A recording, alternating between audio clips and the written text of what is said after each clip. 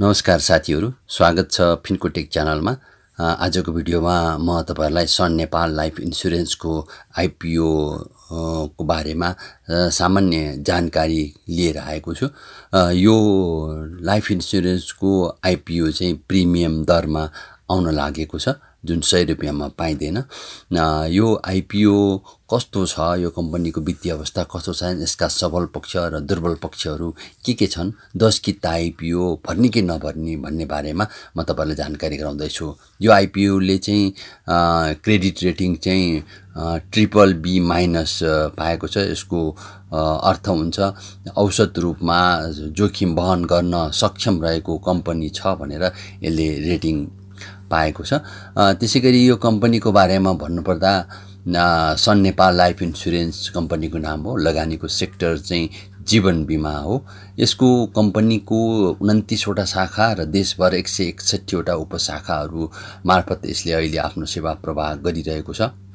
र यो कम्पनीको नेटवर्थको बारेमा कुरा गर्दा 150 रुपैयाँ 75 पैसा अनुमान गरिएको छ 2080-81 आर्थिक वर्षभित्र।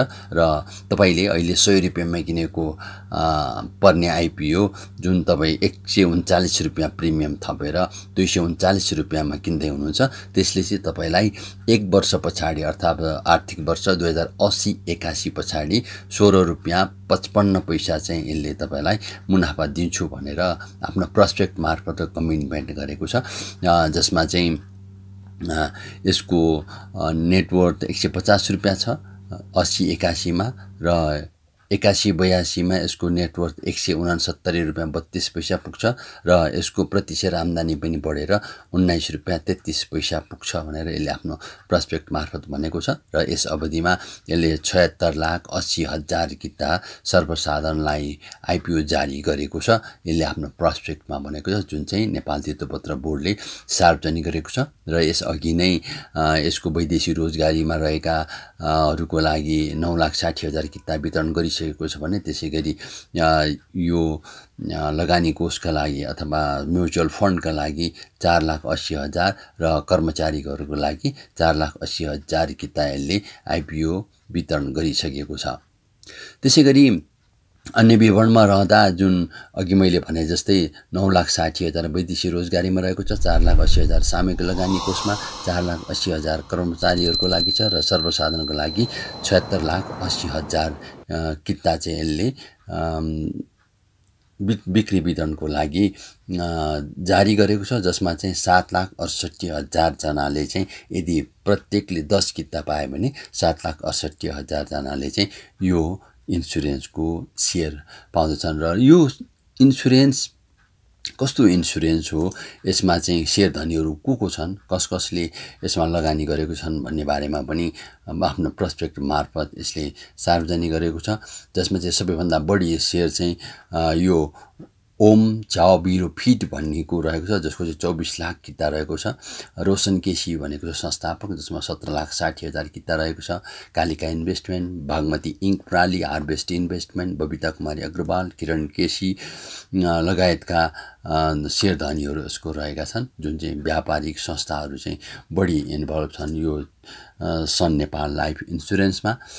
त्यसैगरी यो सन नेपाल लाइफ इन्स्योरेन्समा अन्य संस्थापकहरू पनि रहेका छन्, जुन संस्थापकहरूको बारेमा कुरा गर्दा सायन होल्डिङ छ, कवि कुमार टिब्रेवाल, अनुज क्याल, निकिता क्यालदेखि लिएर सुशीला मित्तलसम्म यसको चाहिँ शेयरधनीहरू रहेका छन्। र यो शेयरधनीहरूको कम्पनीमा को सञ्चालकहरू छन् त, संस्थापकहरूमध्ये सञ्चालक को रहेको छन् भन्ने विवरण पनि मैले तपाईहरुलाई सामान्यतया प्रोस्पेक्टबाट निकालेर दिएको छु। यो कुनै ठुलो कुरा त होइन, यद्यपि प्रोस्पेक्टमा रहेको कुरालाई चाहिँ मैले तपाईलाई निकालेर दिएको मात्रै हो। अनुज क्याल वीरगञ्ज अध्यक्ष हुनुहुन्छ, 3,16,120 किता छ। शशाङ्क अग्रवाल मोरङ जो सञ्चालक हुनुहुन्छ, 93,600 किता छ। नारायण रुङ्गडा 𝐘𝐨𝐬𝐿 कम्पनीको प्रतिनिधिको रूपमा हुनुहुन्छ, जसको चाहिँ 24 लाख किता छ। सञ्चालक किरण केसी कास्कीको हुनुहुन्छ, सञ्चालक 6,60,000 किता छ भने नितु क्याल काठमाडौँ स्वतन्त्र सञ्चालक भनेर यसले आफ्नो प्रोस्पेक्ट मार्फत उल्लेख गरेको छ। त्यसैगरी अन्य विवरणहरूमा सञ्चालकहरू कुन कुन संस्थामा आबद्ध छन् भन्ने बारेमा पनि केही खुलाइएको छ। अनुज क्याल वीरगञ्जको नारायण स्टिप्स प्रणालीको र सञ्चालक क्याल समूह भनेर भनिएको छ। शशाङ्क अग्रवाल मोरङ विक्की हार्डवेयर हाउस काठमाडौँ, नारायण रुङ्गटा ओम चाओ बिरोको प्रतिनिधि भनेर भनिएको छ। प्रमुख व्यवस्थापक रुङ्गटा समूहकै हो। किरण केसी कास्की प्रबन्ध सञ्चालक भगवती हाइड्रो पावर डेभलपमेन्ट प्रणाली कार्यकारी अध्यक्ष केसी कन्स्ट्रक्सन प्रणाली भनेर उहाँ एउटा निर्माण व्यवसाय पनि भनेर भनिएको छ। नितु क्याल काठमाडौँ पूर्व बैङ्कको कर्मचारी भनेर भनिएको छ र यसको व्यवस्थापकमा चाहिँ राजकुमार अर्याल रहनु भएको छ, जो चाहिँ प्रमुख कार्यकारी अधिकृत रहनु भएको छ।